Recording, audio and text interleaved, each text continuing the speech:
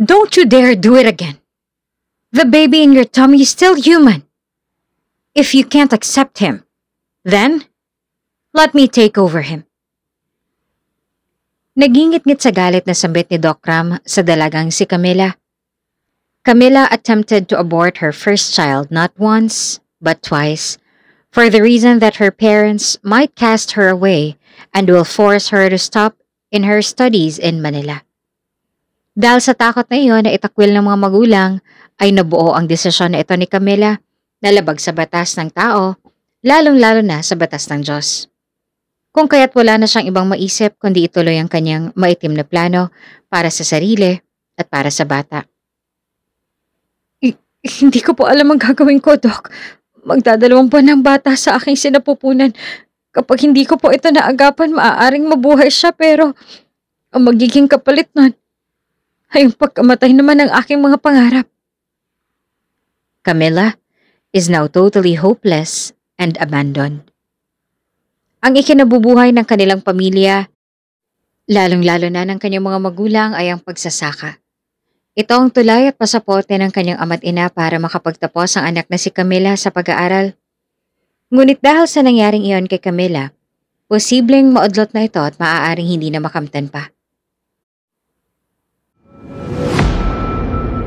Kung bago ka pa lang sa channel na ito, Ate Jane TV, huwag kalimutang pindutin ang notification bell and subscribe button. Sana po hindi naman malaking abala sa inyo ang pagpindot ng subscribe button dahil ang kapalit po nito ay ang pagsuporta para makapag-produce ng mga libreng stories sa mga channels ni Ate Jane. Maraming salamat!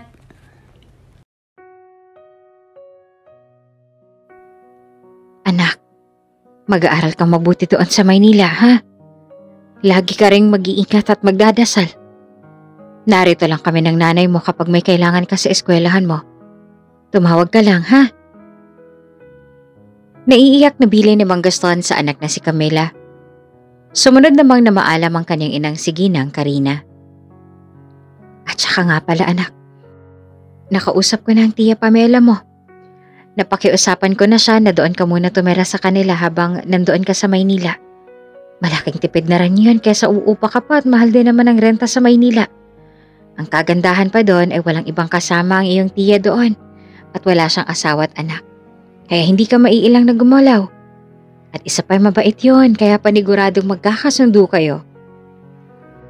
Punong-puno ng matatayag na pangarap at malalalim na adhikain ang damdamin at emosyon ng mag-asawa na sa wakas ay makakatuntong nasa kolehiyo ang kanilang anak na handa nilang igapang sa pag-aaral kahit pa magkanda kuba-kuba ng mga ito. Mataas ang kumpiyansa nila sa kanilang sarili na magiging maganda ang kapalaran ng anak sa Maynila at ito na ang makakapagpapabago ng takbo ng pamumuhay nila. Oho naman inay, itay. Lagi ko hong tatandaan ang mga bili ninyo. Gagawin ko ho ang mga yan para sa inyo. Para hindi na po kayo mag-alala sa akin. Pagbubutihin ko po ang pag-aaral ko at gagawin ko po ang lahat ng aking makakaya para hindi ko ho kayo madismaya sa akin. Gagalingan ko po para naman sulit ang paghihirap niyo sa pagsasaka para sa akin. Makapag-aral lamang sa Maynila. Kumikislap na rin ang mga mata ni Camilla dahil sa mga luhang unti-unti nang namumuo rito habang pinapagaan ang loob ng kanyang mga magulang. Solong anak lamang si Camilla kung kaya't gano'n na lamang ang pag-aalala ng mga ito. Sa tanang buhay din nila ay ngayon lamang mapapalayo sa kanilang anak, kaya ay talagang hindi nila maitatago ang emosyon na mawawalay pansamantala sa kanila si Camilla.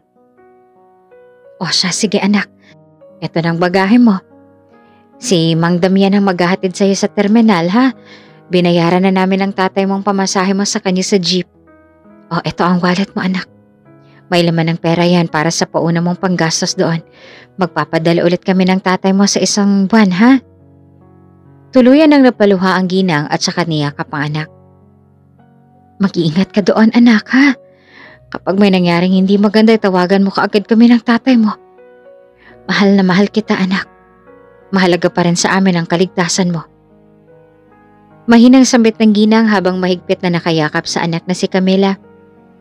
Matapang naman na pinigilan ni Mang Gaston ang mga luhang maigting na nakakuble sa kanyang mga mata na lumagapak na din dahil sa hindi naman talaga siya madamdaming tao. Opo, nanay. Pagkadating ko po doon ay tatawagan ko po kayo kaagad. Sige na anak, at baka mahuli ka pa sa biyahe. Tawagan mo na lamang ang numero ng tiya Pamela mo na ibinigay ko sa'yo para doon ka na niya hintayin at salubungin sa terminal. Sige na ha, mag-iingat ka Camila. Mahal na mahal ka namin. Puno ng kaba ang puso ni Camila ngayon sa kanyang pag-alis. Mas maganda at malawak kasi ang oportunidad sa Maynila kesa sa kanilang probinsya kaya napilitan na rin itong makipagsapalaran doon. Isa pa'y gusto rin niyang maranasan ng mamuhay mag-isa at matutong tumayo sa sariling mga paa. Kaya ay nagdesisyon itong sa syudad na ipagpatuloy ang mga matataas na pangarap ng kanyang mga magulang. Halos 7 oras din ang biyahe mula sa kanilang probinsya hanggang Maynila. Katulad ng bilin ng kanyang ina, ay kaagad niyang tinawagan ng kanyang tiya Pamela nang makababa siya ng bus. Siksika na talagang mabibilis ang kilos ng mga tao doon sa Maynila.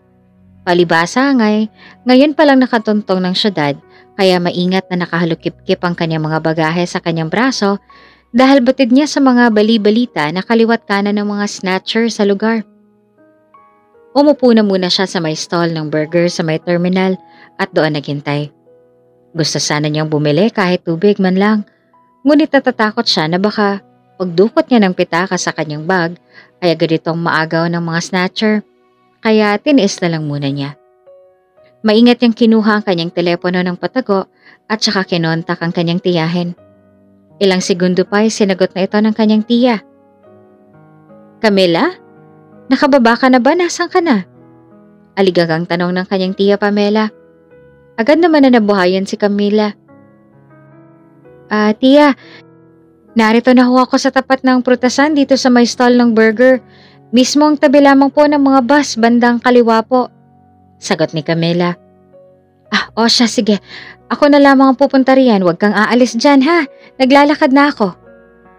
Nagmadali na si Pamela sa paglalakad upang puntahan ang pamangkin. Ilang di pa lamang ang layo ay tanaw na ni Pamela si Camila na nakaupo sa may stall. Malayo pa lamang ay tinawag niya na ito. Camila, andito ako! Bulalas nito habang papalapit sa dalaga.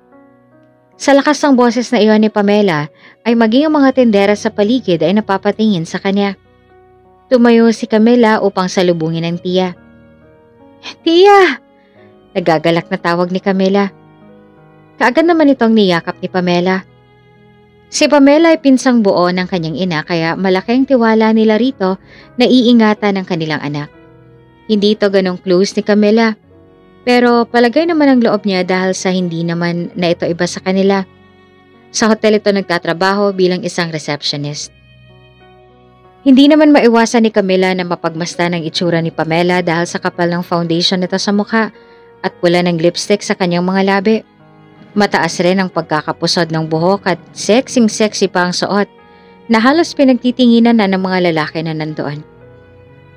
Buti naman at safe ka, my dear pamangkin. Napakaganda mo naman. Manang-mana sa tiya. Bungad pa ni Pamela. Napangiti na lamang si Camila dahil medyo nahihiya pa siya sa tiyahin. Siya, halika na. Sa bahay na tayo magkamustahan. Akin na yung mga gamit mo. Tutulungan na kita. Salamat po, tiya. Nagmamadali silang umalis at saka pumara na ng taxi. Habang binabaybay ang daan ay tila manghang-mangha naman si Camila habang pinapanood ang mga naglalakihang mga gusali na kanilang nalalampasan. Ang lawak din ng mga kalsada na isa sa kinakatakutan niya dahil sa hindi ito marunong tumawid. Napansin naman ito ni Pamela. Wala bang ganyan sa probinsya ha, Camila? Tinapik nito ang braso ng dalaga na hindi maaabala sa panonood ng mga nakikita sa labas ng sasakyan. Oho, tiya. Wala akong ganitong mga gusali at malalawak na daan doon sa atin. Puro kalabaw, sakahan at kapunuan lamang ang aking nakikita roon. Sagot ni Camila habang ang atensyon ay nasa labas pa rin. Nako, wala pa yan sa kalahatian ng makikita at mararanasan mo rito sa Maynila. Madami pang mas magaganda. Saad ni Pamela, sabay kindat sa dalaga. Maaaring walang ganitong malalaking mga gusali at magagandang establishmento sa kanilang lugar sa probinsya, Ngunit may isang bagay pa rin na kailanman ay hindi matutumbasan nito. At iyon ay ang sariwang hangin, katahimikan at kapayapaan. Ilang minuto rin ang biyahe nang makarating na sila sa bahay ni Pamela. Noong una ay nangungupahan lamang siya rito, ngunit dahil magaling mambilog ng ulo ay naakit niyang isang kano na naka-live-in rin niya ng 1 taon. At dahil rento ng bahay ay binili na ito ng nobyong Amerikano ni Pamela para sa kanya. Pero dahil mautak si Pamela, noong naghiwalay sila ay iniwan na sa kanya itong bahay at lumipad na pabalik ng Amerika ang kawawang kano. Halika, tuloy ka. Huwag kang mahihiya ha. Feel at home. Nakangiting sambit ni Pamela kay Camila habang pinapasok na ang ilang mga gamit ng dalaga. Salamat po, tiya.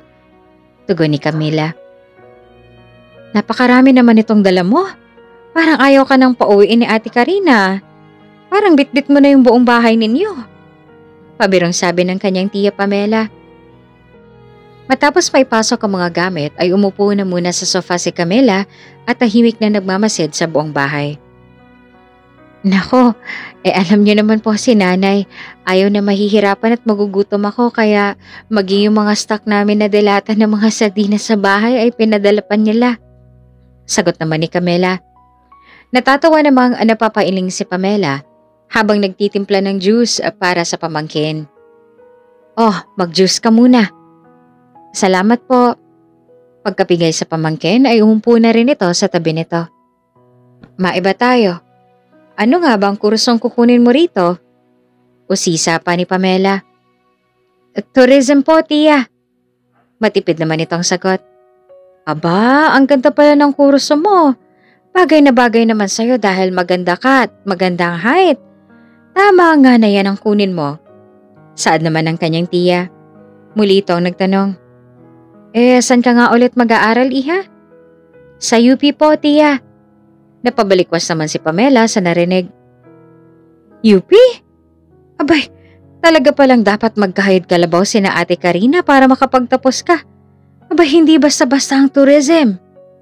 Oo nga po, tiya.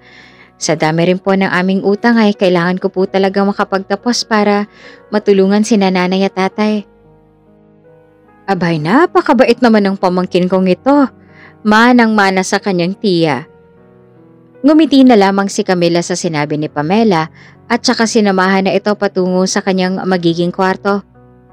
Bungalow lamang ang tinitirahan ng kanyang tiya Pamela, ngunit malawak din naman ang buong kabahayan.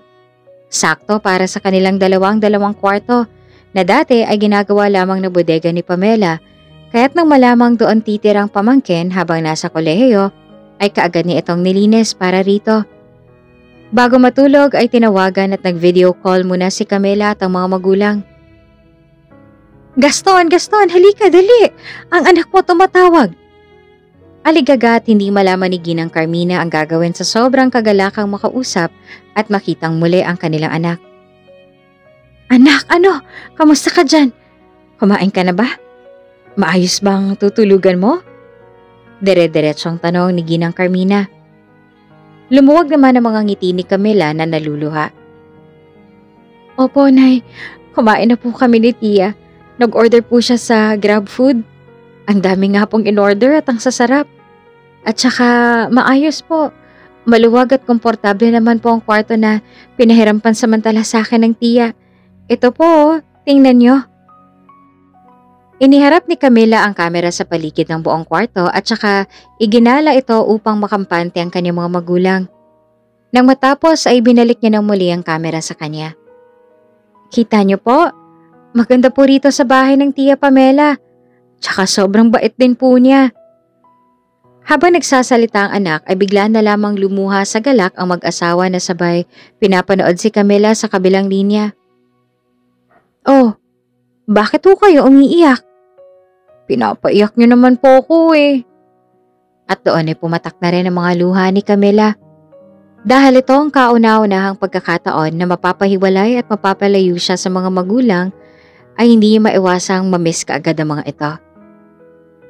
Namimiss ka na namin, anak. Ito ngang nanay mo maghapon nang nagtanong sa akin kung tumawag ka na ba daw o nag-text man lang. Hindi mapakali kaya mabuti naman na tumawag ka na ngayon. Wika naman ng amang si Mang Gaston. Pasensya na po at ngayon lamang ako nakatawag. Nag-ayos po kasi kami ni Tia Pamela ng mga gamit ko kanina. Tumulong na rin po ako sa paglilinis ng bahay at ilang hugasin. Paliwanag naman ni Camila. Mahalaga ay nakausap ka na namin at nakita. Kampante na ang loob ko na ligtas kang nakarating. Banayad na pinunasan ni Camila ang kanyang mga luha at saka na maalam na sa kanyang ama't ina. Siya, sige na ho. Sasamahan pa po ako bukas ni Tia Pamela kung paanong mga biyahe papuntang UP. Maaga ho kasi kami aalis bukas kaya magpapahinga na ho ako. Magpahinga na rin ho kayo ha. Alam kong pagod na rin kayo. At isa pa'y wag niyo na ho ako masyado pang pakaisipin at alalahanin. Kaya ko na ho ang sarili ko. Sumang-ayon naman kaagad sina Mang Gaston at Aling Carmina sa anak dahil alam nilang mahaba-haba rin ang binahe ng anak kaya hinayaan na nila itong makapagpahinga. Oh, sige anak. Magpahinga ka na at magdasal muna at magpasalamat bago matulog. Magpapahinga na rin kami ng tatay mo. Bye-bye anak. Pinatay na ni Camila ang kanyang telepono at idinikit sa kanyang dibdib na patuloy pa ring nangingilid ang mga luha. Aminado siyang hindi siya sanay sa ganitong setup sa pagitan niya at ng mga magulang. Ngunit kailangan niyang tatagan ang kanyang loob at maging matapang para umuwi siyang may maipagmamalaki ang kanyang ama't ina. Kailangan niyang bumalik sa probinsya, dala-dala ang mga binuo nilang pangarap na sa syudad tinupad para masuklian ang sakripisyo at hirap ng kanyang mga magulang. Hindi madali, ngunit lalaban siya at magpapakatatag para na rin sa kanyang sarili. Nang sumunod na araw ay tinupad naman ni Pamela ang kanyang pangako na sasamahan ng pamangkin sa mga pagbiyahe-biyahe para hindi ito maligaw. Ilang araw na lamang kasi magsisimula na ang klase kaya kailangan niya itong makabisa dahil kung magta-taxi pa siya ay baka mas lalo siyang malakihan sa pamasahe kung kaya't pinilit niyang aralin ng mga pasikot-sikot sa lugar. Hanggang sa magsimula na ang pasokan at masayang isunuot ni Camila ang kanyang uniform. Napakaganda naman ng pamangkin ko. Manang-mana talaga sa tiya. Ang haba pa ng bigas parang modelo. Hangang-hanga naman si Pamela sa angking ganda ni Camila na tunay namang animoy isang modelo, lalo pat morena rin ito. Nako tiya, nabagayan lamang po ng uniform, pero hindi po maganda. Pagpapakumbaba naman ng dalaga. Bago pumasok hanggang sa makarating na sa school ay panay pa rin ang send ni Camila ng litrato sa kanyang mga magulang. Samantala sa probinsya naman, walang mapagsidla ng ligaya ng kanyang mga magulang at kada padala nito ng litrato ay pinapahanga at pinagmamalaki pa nila sa kapitbahay. Hanggang sa makaisang taon si Camila sa Maynila ay ganoon pa rin ang setup. Kapag walang pasok ay nakakauwi naman siya sa probinsya at nagagamay na rin niya ang biyahe kaya ay unti-unti na rin nakakampante ang kanyang mga magulang. Dating gawe, bago matulog si Pamela ay tinatawagan niya ang mga magulang o silang tumatawag dito. Nay, mabuti naman ho tumawag na kayo. Nag-aalalang tanong ni Camila sa mga magulang. At saka bakit ho kay Cindy ang gamit yung telepono? Nagtataka nitong tanong. Ilang segundo ring natigilan at saka nagkatinginan sina Mang Gaston at Ginang Carmina bago sagutin ng dalaga. Kasi anak sinangla muna namin ng tatay mo ang aming cellphone dahil halos ilang araw nang walang tigil ang ulan dito kaya umapaw na ang tubig pati sakahan natin ay naapektuhan. Pero huwag ka mag-alala dahil sa katapusan ay tutubusin naman namin yon dahil siguradong makakabawi na kami ng tatay mo. Diba Gaston?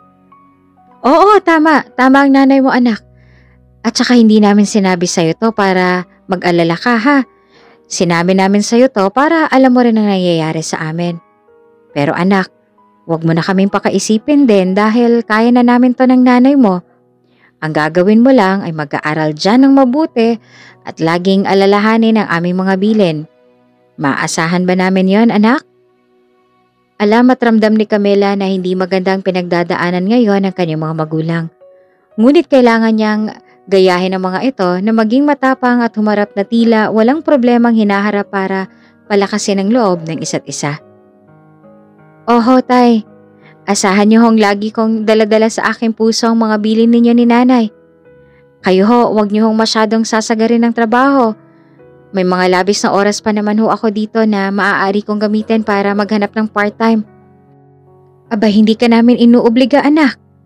Baka mamaya ay mapabayaan mo pang pag-aaral dahil hati ng oras at responsibilidad mo.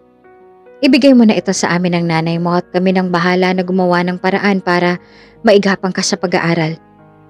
Wika ni Mang Gaston. Kaagad namang umapela si Camila. Hayaan niyo na ho ako, tay. Isa pa ay 4 na oras lang naman po ang part-time job dito.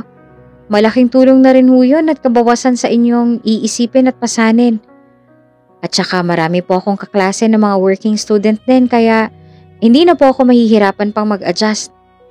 Hayaan niyo na po akong tumulong kahit man lang sa allowance ko. Wala na rin namang nagawa pa si Mang Gaston at Aling Carmina dahil tila buo na ang desisyon ng anak at determinado na sa kanyang gustong gawin. Ay sige, ikaw ang bahala anak. Basta, una, laging prioridad ang pag-aaral ha. Hindi namin to susukuan ng nanay mo dahil para sa'yo to. At kapag maayos na ang lahat dito, ay maaari ka nang tumigil sa part-time para makapag-focus ka na lamang sa pag-aaral mo. Oho tay, nauunawaan ko ho. Sa pagkakataong yon ay tila napaisip si Camila.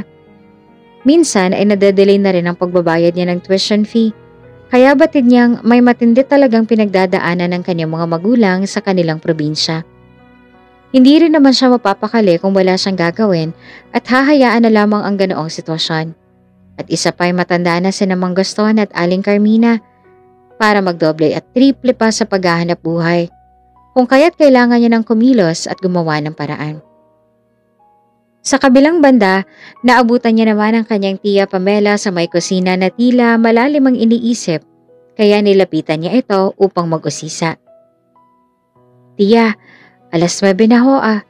Bakit hindi pa ho kayo natutulog? Pamangkin, sa katunayan, dito sa Maynila ay ganitong oras pa lamang nagsisimula ang gabi. Kaya marami pa ring tao sa labas. Napanguso naman si Camila at saka tumangutango. Mag-iisang taon ka na rito, hindi ka pa rin ba nasasanay? Tanong ni Pamela sa pamangkin. Sinamahan na muna ni Camila ang kanyang tiya at saka umupo na sa upuang nasa harapan nito. Medyo po tiya. Pero sa sleeping time po hindi pa gaanong nakaka-adjust. Sagot naman ni Camila. Nga pala tiya, maaari ho ba ako magtanong? Naisip ni Camila na magtanong kay Pamela kung may alam itong pwedeng pasukang part-time job pansamantala. Ano yon? Tanong naman ni Pamela. Kasi ho, nararamdaman ko ho na nahihirapan na si nanay at tatay na kumayod at gumawa ng paraan para mapag-aral ako rito sa Maynila. Naaawa na ho ako sa kanila, tiya. Ayoko naman pong maging hadlang ito para lamang tumigil ako sa aking pag-aaral kaya naisip ko pong magtanong sa inyo kung may alam po kayong pwede kong pasukan na part-time job. Tila nagpanting naman ang tenga ni Pamela nang marinig iyon mula kay Camila. Walang ibang ideya si Camila sa pinagdadaanan ngayon ng kanyang tiyahin. Nagtatrabaho ito sa isang hotel bilang receptionist, ngunit may inside job din ito. Sumasideline siya bilang isang hooker ng mga magagandang dalagita na nagtatrabaho sa hotel at saka binibenta ng isang gabi o higit pa sa mga mayayaman nilang mga negosyante at politiko na nagiging guest nila sa naturang hotel. Sa kasamaang palad ay malaki ang pagkakautang nito sa isang kapwa hooker na sinisingil na siya at kailangan na makabayad sa lalong madaling panahon. Part-time ba ka mo?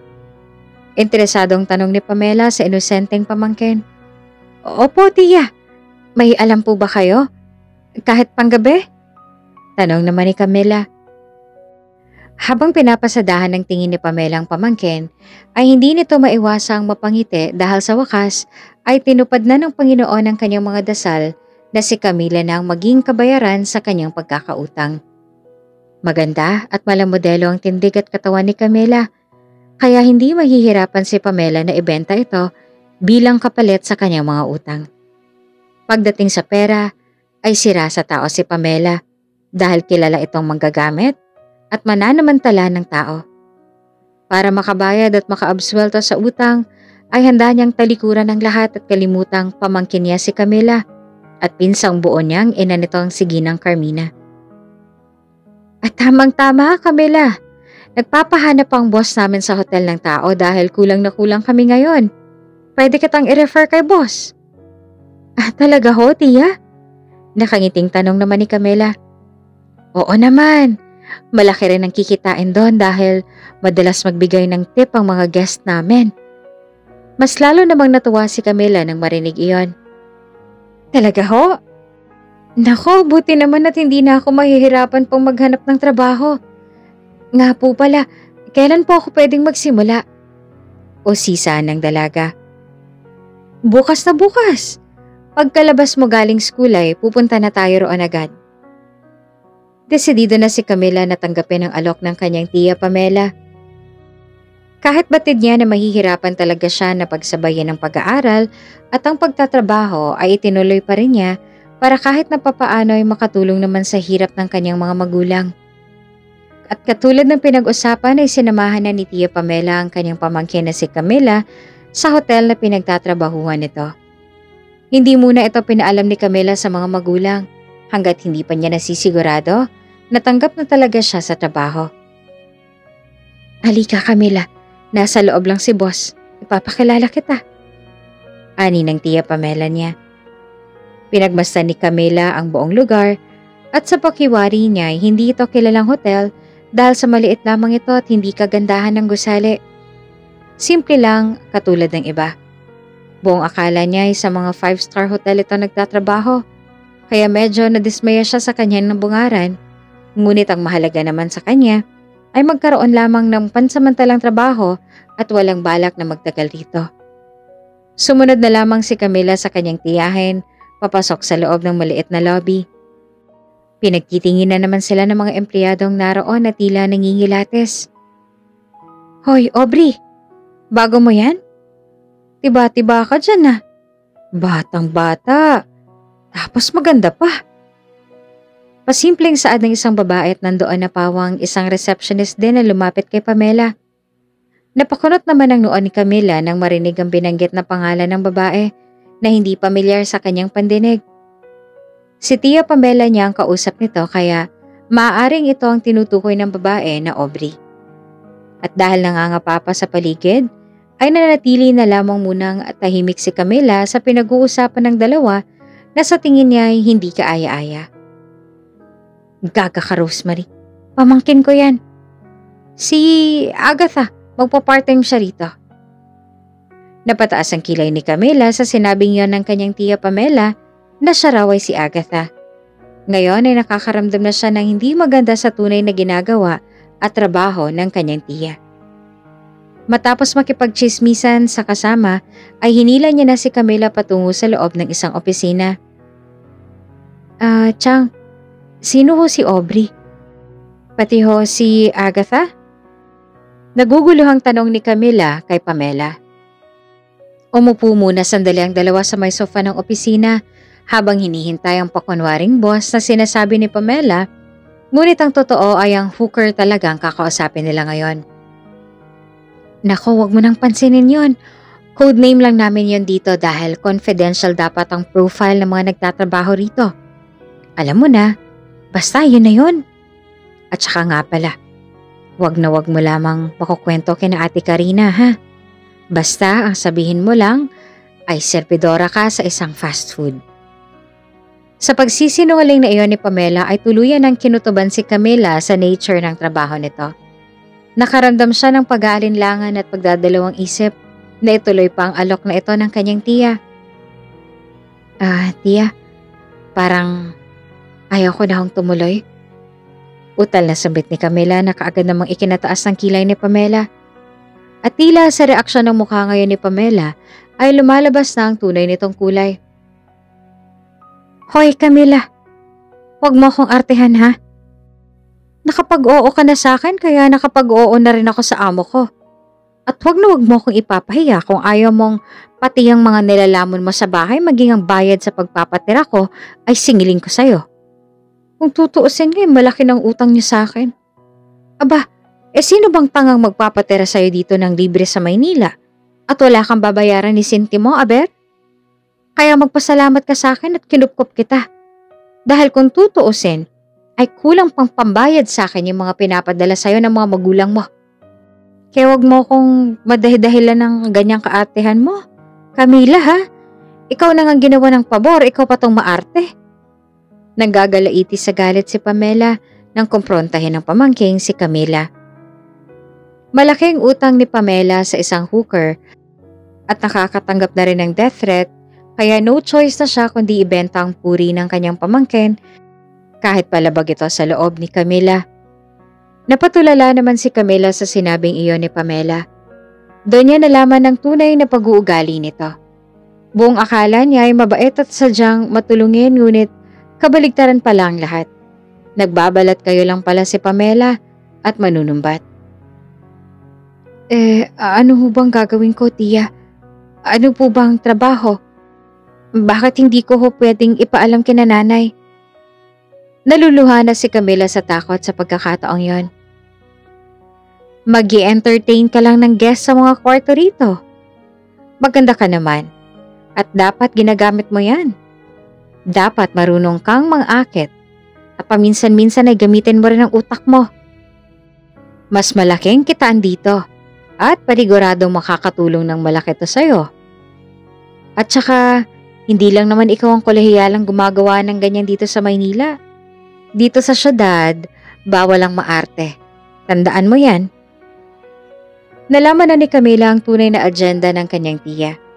Kailanman ay hindi pa siya nagkakanobyo at kahit kaibigang lalaki ay wala siya, kaya alam niya sa sarili niyang hindi niya kayang ipinapagawa ng kanyang tiya Pamela sa kanya. Hindi na nakaimik pa si Camila at iniwas na lamang ang tingin sa tiya nang may pag-aalala sa kanyang sarili. Ngayon ay nakaramdam siya ng pagsisisi kung bakit pa sila nagtiwala kay Pamela. Gusto niyang tumakas at kumaripas ng takbo palabas, ngunit tila nakapako na ang kanyang sarili sa kinauupuan. Ilang saglit pa ay dumating na ang hooker na tinutukoy ni Pamela. Isang bakla at bahagyang nakaramdam ng takot si Camila. Stanley! Mabuti naman at dumating ka na. Mabilis na tumayo si Pamela sa kinauupuan at plastic na niyakap ang bakla at bineso-beso pa ito. Kaagad namang kumalas ang bakla sabay irap sa kanya. Siya na ba yon? Taas kilay ng bakla habang pinapasadahan ng tingin si Camila mula ulo hanggang paa. Hinila naman ni Pamela ang pamangkin upang tumayo ng maayos. Oo, Mother Stanley, siya yon. Si Agatha, ang pamangkin ko. Ang ganda, diba? Fresh na fresh yan. Tiba-tiba ka dyan. Bayad na dyan pati interes ko. Pabulong na sambit ni Pamela sa bakla. Kinikilates pa rin niya ang dalaga na mukhang naiiyak na sa takot at kaba. First time mo? Diretsang tanong ni Stanley kay Camila. Po? Kabadong tugon naman ni Camila. Sabi ko kung first time mo ba? Like, makipag-usap sa mga lalaki, ganon. Sa takot at sama ng loob ngayon ni Camila, ay tila wala ng salita pang gustong lumabas sa kanyang bibig. Kaagad naman siyang siniko ni Pamela. Hoy! Kinakausap ka, umuurong na nga bang dila mo? Mahinang sabi ni Pamela kay Camila. Oo po. Matipid niyang sagot. Okay, good. Okay na siya sa akin, Aubrey. Pasalamat ka't may maganda kang pamangkin dahil kung wala, baka pinaglalamayan ka na ngayon. Nanlaki naman ang mga mata ni Camila sa narinig, habang si Pamela naman ay panay pa rin ang pang-uuto sa bakla para maibsan ang galit dito. Oh siya, kami aalis na, Aubrey. At saktong-saktong first day nito sa akin. Doktor kaagad ang first customer at doon sa private resort pinapupunta. Oh Agatha, ang swerte mo ha. Gagalingan mong gumiling. At higit sa lahat, ay mang-uto ka pa para pareho tayong uuwing maligaya. Huwag kang mag-alala. Pagkatapos nyo ay susunduin kita kaagad. Halika na at naghihintay na yun doon. Wala nang nagawa si Camila na basta na pinagtulakan ng kanyang tiya. Hindi niya lubos akalain na ganito ang kahahantungan niya rito sa Maynila. Ang gusto lamang naman niya ay makapag-aral at makahanap ng maayos sa pansamantalang trabaho at hindi yung ganito. Labis-labis ang kaba niya habang binabaybay na nila ni Stanley ang private resort na pagmamay-ari ng doktor. Nang makarating sila ay pinagpalit niya muna ng damit si Camila. Ilang na ilang siya sa suot na fitted tube dress na kulang na lamang ay makita ang kanyang kaluluwa. Mas lalong namangha si Stanley nang makita ang buong kabuuang katawan ni Camila at ang magandang hubog nito. Sa isip niya ay tiba-tiba talaga siya sa dalaga dahil ganitong postura ang habulin ng mga matatanda niyang kliyente o guest. Bago pumasok sa loob ay may inalok munang drink si Stanley kay Camila. Isang bote ng beer. Hindi po ako umiinom eh. Pagtutulpan ni Camila. Well, in this nature of work, you have to. Sige na, inumin mo na para pagpasok mo doon ay may tama ka na. At mas madali mong magawa ang lahat. Ang isipin mo na lang, paglabas mo mamaya sa gate na yan, ay may 100,000 ka na maiuuwi. Nabigla naman si Camila. 100,000?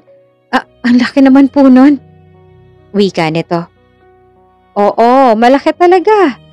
Pang VIP ang itsura mo at hindi basta-basta. Mas yayaman ka pa nga rito kaysa sa magiging office girl eh. Dito sa trabahong to, sigurado ng future mo at ang pamilya mo. Hindi na sila mahihirapan sa probinsya nyo. Hindi ba't yun naman ang gusto mo? Kaya inumin mo na to. Saklit lang yan. Maya-maya pa hindi mo na namamalayang tapos na. Nakatitig lamang si Camila sa bote ng beer habang pinapakinggan ang pambibilog sa kanyang ulo ni Stanley. Naisip din niya na kapag tunay nga ang sinasabi ng bakla na kikita siya ngayong gabi ng 100,000 ay titigil na siya agad. Kung maaari, ay aalis na siya sa poder ng kanyang tiya at ipapaalam lahat ng ito sa kanyang magulang matapos lamang niya ang gabing ito. Iniabot niya na ang beer na inaalok ni Stanley at ininom ito. Hindi naman mawari ang itsura ni Camila na pait sa lasa ng alak. Nang maubos niya ay kaagad na silang pumasok sa loob. Come here. Andun daw sa may veranda si Doc Martin. Kinonvoy na sila ng bodyguard ni Doc patungo sa kanya. Doon ay bumungad sa kanila ang isang lalaking nakaupo na nakatalikod sa kanila. Tila naman umikot ang mundo ni Camila nang mainom niyang alak. Wala siyang ideya na nilagyan ito ng droga ni Stanley para maging high sa pakikipagtalik sa doktor nang sa ganon ay masatisfied ito. Good evening, Doc Martin. Nandito na po yung model ko, si Agatha. Babalik na lamang po ako kapag tapos niya po kayo. Sige po, mauna na ako. Nakabaling lamang ang ulo ng doktor habang nakikinig kay Stanley at saka tinaas na ang kamay. Hudyat na maaari na itong umalis. Naiwan naman doon ang dalagang si Camila na hindi mawari ang nararamdaman. Biglang uminit ang kanyang katawan at tumaas ang sensasyon na kanyang nararamdaman. Napapakagat pa siya sa kanyang ibabang labi na tila may gusto siyang gawin, na parang may hinahanap-hanap ang kanyang katawan. Nakasanda lamang siya sa may pader nang tumayo doon si Doc Martin. Halatang doktor nga ito dahil malinis sa katawan. Makinis ang balat at talagang gwapo ang doktor. Matipon ang pangangatawan na tila isa ring modelo ang itsura. Marahan itong lumapit sa dalaga habang nakatitig ang mapupungay ng mga mata na tila may tama na rin ang alak. Hinatak niya ang katawan ng babae papalapit sa kanya. Halos hindi sila nagkakalayo ng edad at tangkad kaya halos magkapantay lamang sila ngayon. Ipinalibot niya ang kanyang mga kamay sa bewang ni Camila at saka inilagay ang isang kamay sa batok ng dalaga at mahigpit na hinawakan ito. Wala namang kamalay-malay si Camila sa nangyayari. Sa lakas ng epekto at tama ng drogang inilagay sa kanyang alak ay tila tuluyan na itong nawala sa kanyang wisyo at ang tanging gusto na lamang ay mapuna ng sexual na pangangailangan ng kanyang katawan ngayon. Matalim na pinagmasdan ni Doc Martin ang buong mukha ni Camila. Nakailang ka na ngayon? Mahina at nang-aakit na tanong ni Doc Martin. Namumungay naman ang mga mata ni Camila na sumagot. Ilan? Sorry. Hindi ko agad na-gets. Ikaw pa lang. At ikaw na ang huli. Sabay walang alinlangan niyang hinalikan sa mga labi ang doktor. Tila uhaw na uhaw at sabik na sabik. Wala siyang karanasan sa ganito, ngunit pawang bihasa na siya sa ginagawa. Hindi na rin nakaimik pa si Doc Martin, kaya nilabanan na rin niya ang kahayukang pinapadama sa kanya ngayon ng dalaga. Hindi pa nakontento at inihiga pa niya ang dalaga sa may malawak na sofa na nandun sa veranda. Tanging ungo lamang nila ang namumuong ingay sa buong lugar.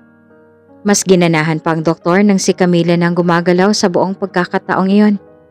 Tila isang nauulol na aso at naghuhurmentadong bata ang nananaig ngayon sa katawan at laman ni Camila. At doon ay inangkina nila ang buong magdamag. Nang matapos katulad ng pinag-usapan ay sinundo na ni Stanley si Camila at umalis na sa resort. Samantala magmula ng gabing yon ay hindi na nawala si Camila sa buong sistema ng doktor. Lalo pa ngayong nalaman niyang virgin pa ito dahil sa may naiwang spot ng dugo sa tela ng sofa. Habang nasa sasakyan ay unti-unti nang nahihimasmasan si Camila at unti-unti nang nawawala ang epekto ng droga sa kanyang buong sistema. Oh, eto, share mo. Inabot ni Stanley ang isang sobre kay Camila. Binuksan naman ito kaagad ni Camila at saka nagulat sa nakita. Binilang niya ito. 10,000? Nagsalubong ang mga kilay nito na tumingin kay Stanley. Agad namang tumaas ang kilay ng baklang hooker. Hoy, Agatha, huwag mo akong tinititigan ng ganyan, ha? May natitira ka pang balanse sa akin. Kaya kailangan mong bumalik bukas same time doon sa hotel. Malaki-laki pa tong nasa akin kaya kailangan bumalik ka. Kung hindi, hindi mo ito makukuha. Nagreklamo naman si Camila. Bakit hindi pa ngayon? Halos wala pa to sa kalahati ng pinangako mo sa akin, ha? Galit nitong sabi. Tanga ka ba? Siyempre yung kulang ay nakacheque pa at i-encash pa bukas. At saka bakit ba ang demanding mo? Pasalamat ka nga't may 10,000 ka. Ang iba nga ay 500 ay masaya na. Huwag kang ang attitude, ha? Buisit. Hindi na nakaimik pa si Camila at saka binaling na lamang sa labas ang tingin. Doon ay tuluyan ng lumuha ang mga mata dahil sa nangyari. Hindi niya lubos maisip ang nangyayaring ito. Ang iniingat-ingatan niyang dangal at puri ay tuluyan ang nawala. Hindi niya ito matanggap kaya hindi na ito nagpakita pa sa kanyang tiya Pamela. Umuwi na lamang ito isang beses doon habang wala ang tiya para lamang kuhanin ang mga gamit at saka lumayas na. Lumipat na ng ibang mauupahan. Hindi niya na rin kinuha ang natitira niyang huling kinita kay Stanley dahil ayaw niya nang magpakita pa sa mga ito. Umalis na siya sa poder ng kanyang tiya ng masamang loob rito, maging sa kanyang sarili. Nagpatuloy sa pagpasok si Camila at doon ay nakahanap ng apartment malapit sa universidad ng pinapasukan. Malimit pa rin niyang makatawagan ng mga magulang, ngunit wala pa rin siyang lakas ng loob na ipagtapat sa mga ito ang tunay na dinanas niya sa mga kamay ng kanyang tiya Pamela. Sinabi na lamang niya sa mga magulang na nahihirapan siya sa araw-araw na mahaba at matagal na biyahe. Kaya doon na siya humanap at lumipat ng matitirhan malapit sa UP. Naunawaan naman ito ng mga magulang at hindi na nag-usisa pa. Batid din naman nilang nasasanay ng anak sa Maynila kaya hindi na sila gaanong nag-aalala. Nakahanap na rin siya ng pansamantalang trabaho bilang isang tauhan sa isang computer shop. Dito na niya na kinukuha ang pang-araw-araw niyang gastusin kabilang ang kanyang allowance sa school. Ngunit sa kabila ng pagpapatuloy niya sa buhay, ay nakatago pa rin kay Camila ang pait na nangyari sa kanya. Ni hindi niya na maalala ang mukha ng doktor dahil wala siya sa tamang wisyo noong gabing yon. Hindi niya rin matanggap na ang doktor na yon ang nakauna sa kanya, kaya galit na galit siya sa nangyari. Isang bangungot pa rin ito na nanatiling nakatago sa kanyang puso na nababalot na ng puot at pait. Nang makadalawang buwan ay doon na napansin ni Camila ang pagbabago sa kanyang sarili. Napapadalas na siyang umabsent sa school dahil sa laging pagsakit ng kanyang ulo at pagsusuka. Kinutuban siya sa maaaring mangyari sa kanya. dahil hindi naman siya ganito dati. Sinubukan niyang bumili at gumamit ng pregnancy test para matahimik na rin ang kanyang kalooban sa hinala niya. Hindi maaaring mangyari to. Nagimbal ang buong mundo at diwa ni Camila sa pagkakataong yon. Lumitaw ang dalawang guwit sa hawak-hawak na piti, na ang ibig sabihin ay positive. Nakadalawang ulit siya para makasigurado, ngunit pareho pa rin na resulta ang lumalabas. Positive, buntis si Camila. Nagbungang nangyari sa kanila ng doktor noong gabing yan. Nagbungang masakit at mapait na kahapon na mariing tinututulan ng kanyang puso. Ni hindi niya kilala ng personal ang nakabuntis sa kanya at ni hindi alam ng lalaki kung sino talaga si Camila. Sa makatwid, ay nabuo lamang ang bata sa hindi inaasahang pagkakataon na tanging tawag lamang ng laman at walang pag-ibig ang nag-udyok na gawin ito ni Camila at ng lalaki. Hindi ito maaaring malaman ng kanyang mga magulang dahil sigurado siyang itatakwil nila ang anak, lalo pa kapag nalaman nilang nabuo ang bata sa marahas at iligal na pamamaraan. Kung kaya'y minarapat na lamang ni Camila na ilihim muli ito sa ama't ina at kimkimin na lamang sa kanyang sarili. Hindi rin naman siya makakapayag na mabuo ang bata, kaya naisipan niyang uminom ng gamot pampalaglag para tuluyan ng mawala ang bata na dugo pa lamang na nasa kanyang sinapupunan. Sa unang subok ay hindi umepekto ang pampalaglag na kanyang ininom at tila matindi ang kapit ng bata na nagpapahiwatig na ayaw nitong umalis sa tiyan ng ina. Ngunit hindi titigil si Camila hanggat hindi nawawala ang bata na kumpara sa iba ay isang biyaya, para sa kanya naman ay balakid sa kanyang mga pangarap at kailanman ay hindi niya ito matatanggap. Sa pangalawang subok ay doon na nasobrahan si Camila ng pag-inom ng pampalaglag, kaya ito ay nag-bleeding. Mabuti na lamang at may kasama siyang kaibigan sa apartment at kaagad nitong isinugod ang kaibigan sa malapit na ospital. Na makarating ito doon ay kaagad itong isinakay sa available na hospital wheelchair at diniretso sa ER dahil sa tuloy-tuloy na pag-bleed nito.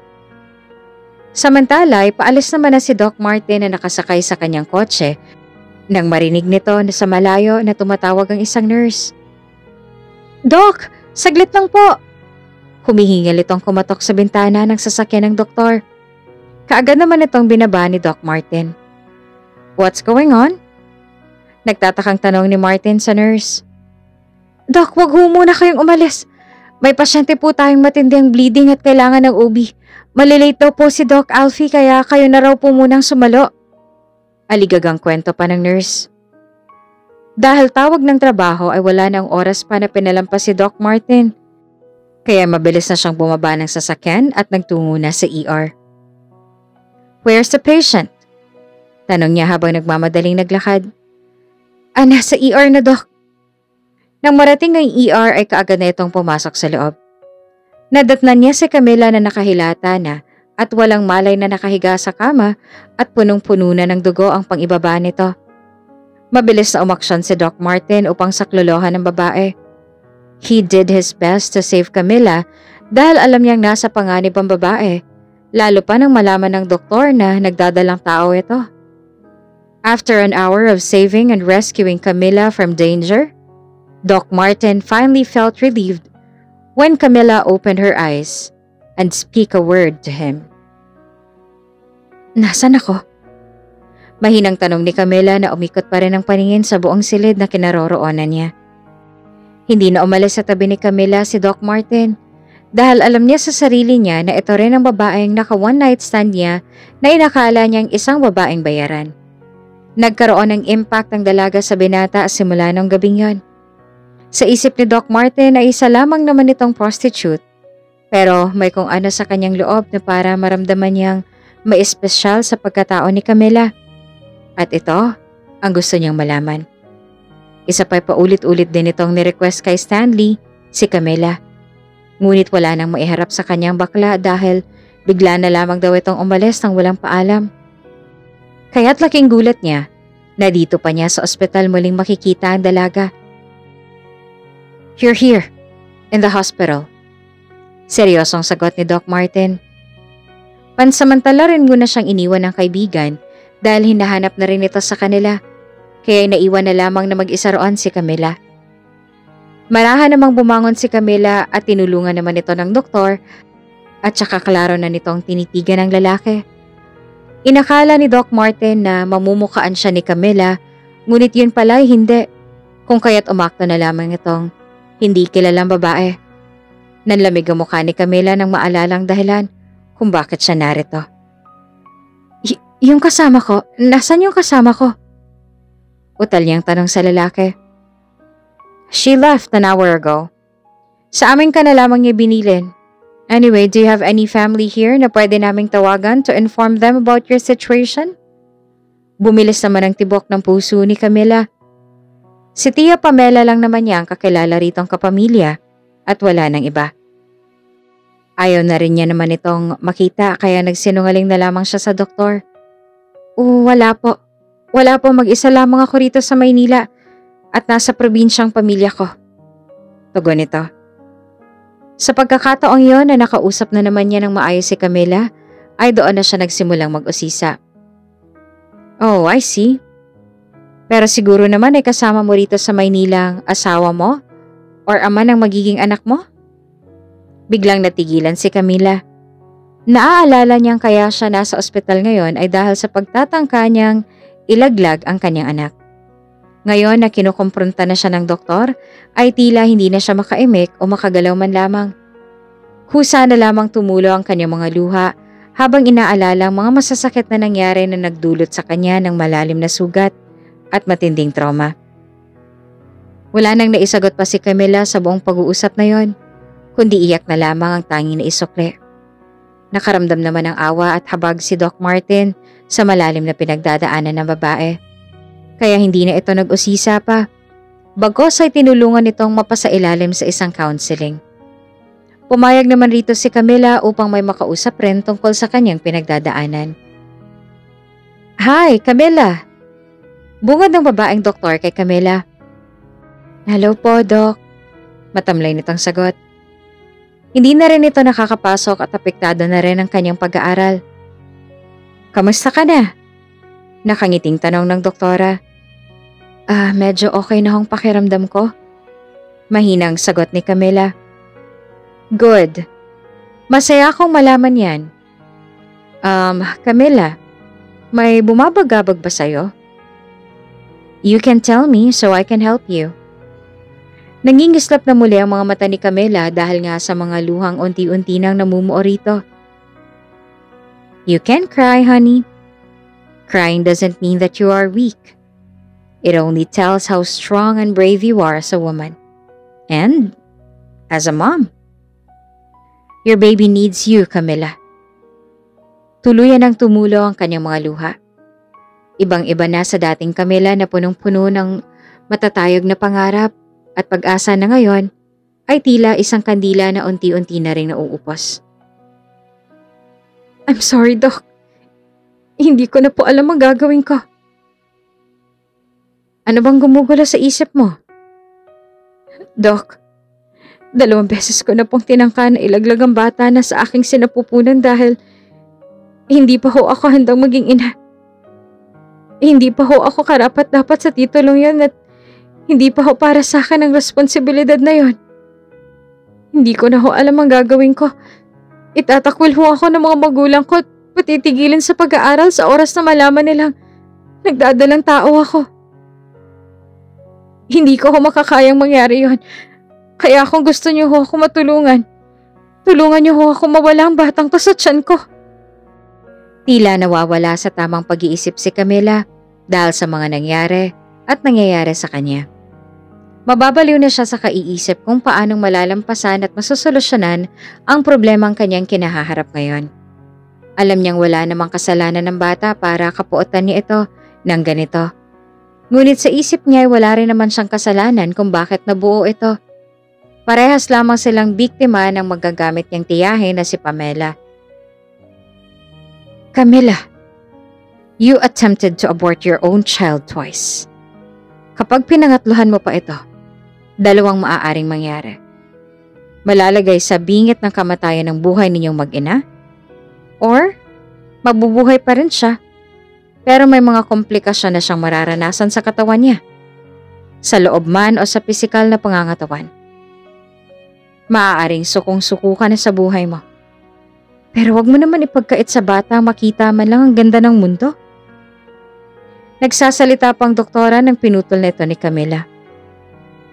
Ganda ng mundo? Nasaan ang ganda ng mundo? Sa probinsya, tahimik. May kapayapaan at katahimikan. Pero walang buhay. Lagi kaming kinakawawa ng mga hasyendero at hinahamak ang pagkatao ng aking mga magulang. Tapos napadpad ako dito sa Maynila at nag-akalang nandito na ang pag-asa. Nandito ang hagdanan at susi patungo sa mga pangarap ko. Sa probinsya, limitado ang mangarap. Kaya dito ako nag-aral dahil naniwala akong nandito ang magandang buhay. Pero wala pa rin pala. Wala sa probinsya at syudad ang ganda ng pamumuhay. Kaya nasan? Nasaan na yung ganda ng mundo na sinasabi niyo? Ayoko maranasan ng batang to ang paghihirap at kasamaan ng mundo nang dahil lamang sa pagpipilit kong buhayin siya. Alam kong masama akong ina. Pero hindi ako masamang anak. Ang gusto ko lang naman ay magtagumpay para kina nanay at tatay. Yun lang. Pero bakit ang lupit ng mundo? Hindi na napigilan pa ni Camila na ibuhos ang kanyang natatagong mabigat na emosyon. Wala nang ibang tumakbo ngayon sa isip niya, kundi ang matinding galit at puot sa mundo. At ituring ang nangyari na isang malaking kasalanan. Matapos noon, ay hinayaan na muna ng doktora na makapagpahinga si Camila. Naroon pa rin siya sa may patient's room at nagpapagaling. Maya't maya rin tumatawag ang kanyang mga magulang, ngunit kung hindi niya ito sasagutin ay magsisinungaling lamang ito na kunwari ay abala sa school at sa trabaho. Tuluyan nang nawala ng gana ang dalaga. Minsan ay natutulala na lamang siya sa kinahitnatnan ng kanyang buhay. Nang sumunod na araw ay pinuntahan siya ni Doc Martin sa kanyang silid, ngunit wala ito roon. Nasabi ng isang nurse na nakatayo ito sa may smoking area ng hospital, kaya nagtungo ito kaagad doon. Camila! Naabutan niya ang dalaga na nakatayo at nakatingin sa malayo habang dinadama ang simoy ng hangin. Hindi na lumingon si Camila dahil sa boses pa lamang ng lalaki ay kilala niya na kung sino ang nagmamay-ari nito. Paano mo nalaman nandito ako? Seryosong tanong ni Camila. I asked the nurse. How do you feel now? Tinabihan na rin siya ng doktor habang nakamasid sa labas. Bumunot naman ito ng isang stick ng sigarilyo sabay sinindihan. Kumithit naman si Doc ng sigarilyo sabay buga ng usok. Gusto mo? Alok ni Doc. Hindi ako naninigarilyo. Mataray na sagot ni Camila. Once or twice a month is not bad. Nakakawala rin to ng stress. You can try it. Lumingon naman sa kanya ang babae. Bukas na bukas makakalabas na ako. Okay na ako, wala nang masakit sa akin. Sigurado ka? Tanong ng doktor. Oo naman. Mukha ba ako nagbibiro? Tanong naman ni Camila. Okay, if that's what you want. Pero, natigilan naman si Doc Martin. Pero ano? Dugtong ni Camila.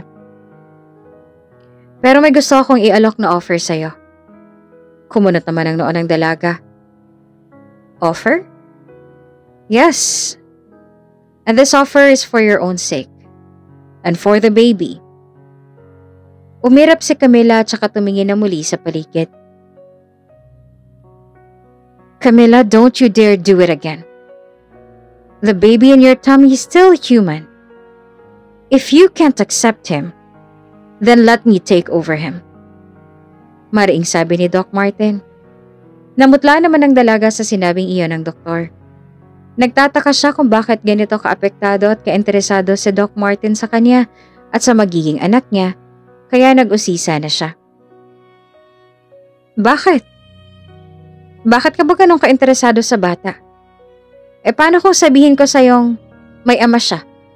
Andun, sa probinsya. Bakit gusto mo siyang maangkin? Matalim na tanong ni Camila.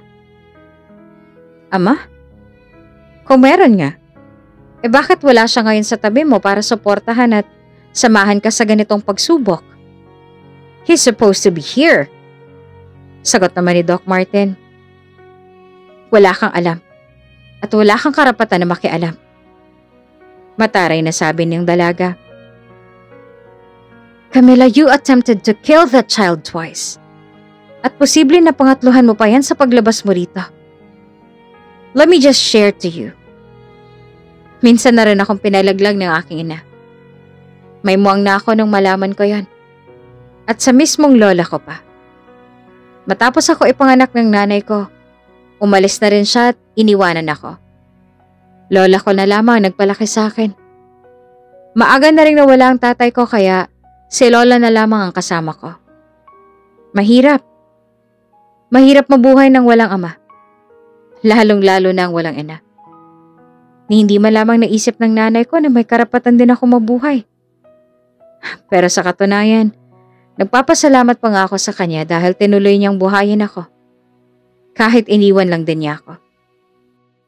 At least nariyan si Lola na handang saluhin ako. Kaya Camila, hindi mo alam. Hindi mo alam ang pakiramdam. Kung ayaw mo sa bata, hayaan mo nga ako ang tumayong ama at ina para sa kanya. Don't worry. Kukup-kupin kita sa bahay ko. Makakapag-aral ka pa rin habang pinagbubuntis mo ang bata. Makakapagtapos ka pa rin at matutupad mo ang pangarap mo. Pero kahit hindi mo na isali ang bata sa mga minimithi mo, huwag mo naman siyang patayan ng paulit-ulit dahil kagaya ko. Gusto rin niyang mabuhay. Cause you see, kahit 2 beses mo pa siyang ipalaglag, kumakapit pa rin siya at lumalaban. At napakatapang ng anak mo. Sana ganon ka rin, Camila. Tumagos sa puso ni Camila ang kinuwentong iyon ni Doc Martin. Tama naman siya. Sarili niya mismo ang problema at walang kinalaman doon ang baby. Ngunit, masisisi ba nila si Camila kapag nalaman nila ang tunay na pinagdadaanan ng dalaga? Hirap na ang kanyang kalooban kaya kailangan niya mag-isip ng maayos ngayon at gumawa ng isang desisyon. Hindi na muna kita bibiglain. Pag-isipan mo. Pero tomorrow morning sana'y may maisagot ka na. Nang makatalikod si Doc Martin, ay muli itong lumingon. Nga pala, wag mo nang alalahanin ang bills mo rito. It's already paid. At desisyon mo na lamang ang hihintayin ko. I gotta go. Pagkasabi noon ay tuluyan ang umalis si Doc Martin sa lugar at naiwan na lamang doon si Camila na tila iniisip pa rin ang alok ng doktor sa kanya. Hanggang sa pagkabalik niya sa silid ay iyong alok pa rin ang kanyang iniisip. Nag-aalinlangan siya kung ibibigay man niyang muli ang kanyang tiwala sa iba na minsan ang sinira ng kanyang tiya Pamela kaya natatakot itong sumugal pang muli. Ngunit sa kabilang banda naman nababaitan din siya sa pakikitungo sa kanya ng doktor lalo na sa batang dinadala niya dahil sa alok na ino-offer nito sa kanya. Naaalala na naman niya ang sinabi ng kanyang tiyahin na walang matinong tao ang magpapatira sa kanya rito ng libre na walang babayaran ni sintimo man lamang kaya naiisip niyang baka may hingin ding kapalit sa kanya si Doc Martin kaya ayaw niya na muling magpadalos-dalos sa kanyang mga desisyon lalo pat hindi naman niya kilala ang doktor ng personal. Kinaumagahan na nagsimula na si Camila na mag-ayos ng sarili bago makalabas na sa ospital. Pinuntahan niyang muli roon si Doc Martin upang hingin ang naging desisyon ng dalaga. Camila, are you ready? Tanong nito. Wala pa akong sagot na binibitawan. Sagot naman ni Camila. Blanco naman ang itsura ni Doc nang muling umimik si Camila.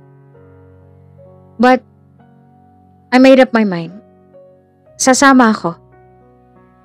Buong loob at matapang na inihayag ni Camila kay Doc Martin. Nagpakawala naman ng isang maluwag na ngiti ang doktor na nagpahiwatig na nagustuhan niya ang sagot ng dalaga. Minsan nang nalokot na saktan si Camila. Ngayon ay muli siyang susubok at susugal para magbakasakali na si Doc Martin na ang tunay na makakatulong sa kanya. Isinama siya ng doktor sa bahay nito. Namangha siya sa ganda at lawak ng buong bahay ni Doc Martin. Sa tanang buhay niya ay ngayon lamang siya nakapasok sa ganitong klaseng bahay, kaya hindi niya maiwasang mamangha sa laki at ganda nito. Nagtaka naman siya dahil tila walang tao rito. Doc, bakit parang wala kayong kasama rito? Nagtatakang tanong ni Camila. Yes, I'm alone. I have no maids kasi hindi naman ako umuwi rito. Sa dami ba naman ng pasyente na nangangailangan ng tulong ko ay mismong office ko nang nagsisilbing tahanan ko. Kaya feel at home. Maluwag ang bahay na to. You're free to do what you want. Sabit ang doktor at saka nginitian si Camila. Sinuklaan naman ito ni Camila ng isang matipid na ngiti para sa kabaitang ipinapakita sa kanya ng binata.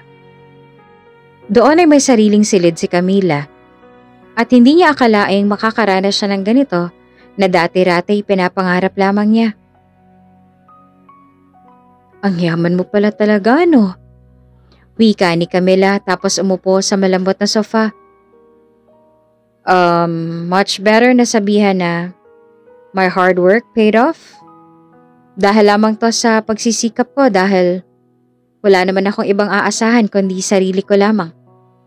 Tatangu-tangu naman ang dalaga. Muli naman itong nagtanong. Yung lola mo nasaan na? Tahimik naman na sandali si Doc Martin. Nakalimutan kong sabihin. She passed away a year ago. At uli lang lubos na talaga ako. Kumunot naman ang noon ni Camila. May nanay ka pa, di ba? May nag-iisa ka pang pamilya? Doc Martin smiled. Bakit bigla ka yatang nag-alala sa nanay ko? Tinangka niya akong ipalaglag, di ba? Tapos iniwan niya pa ako. Kaya bakit ko siya iisipin at aalalahanin? Tila may gustong ipahiwatig si Doc Martin sa sinabi na gusto niyang ma-realize ni Camila. Napakagat naman si Camila sa ibabang labi at saka iniwasan ang tingin ng binata na tila nagsisisi kung bakit pa niya iyon sinabi. Katulad ng ipinangako ni Doc Martin ay pinagpatuloy niya muli ang kanyang pag-aaral. Mas naging madali na sa kanya ngayon ang lahat dahil sa tulong ng doktor. Unti-unti na rin bumabalik ang tiwala niya sa sarili, ngunit may bumabagabag pa rin sa kanyang isipan at iyon ay kung paano niya ito ipagtatapat sa mga magulang. Mas malimit na rin kasi siyang mag-update sa mga ito para maiwasan ang pag-aalala. Kung kinakailangan naman niya umuwi sa probinsya ay umuwi pa rin siya, ngunit nang nahahalata na ang kaniyang tiyan, ay nagpalusot muna siya sa mga ito na hindi na muna makakauwi ng madalas na agad namang pinaniwalaan ng mag-asawa. Samantala kung noon ay laging sa office lamang namamalagi si Doc Martin, ngayon ay umuwi na siya. Camila? Tawag ni Doc Martin sa dalaga. Hinahanap niya ito sa sala ngunit wala siya rito. Nakaramdam ng kaba si Doc Martin dahil hindi sumasagot si Camila. Nang magtungo siya sa may kusina ay doon niya natagpuan si Camila na naghahanda na ng kanilang hapunan. Oh Doc, andyan ka na pala. Kanina ka pa ba? Halika na, maupo ka na. Pinagluto na kita. Saad ni Camila habang abala sa paglalagay ng plato sa mesa. Hindi naman malaman ni Martin ang nararamdaman dahil bukod sa lola niya ay ngayon lamang siya napagsilbihan ng ganito. Actually, kanina pa ako sumisigaw sa labas. Akala ko tuloy.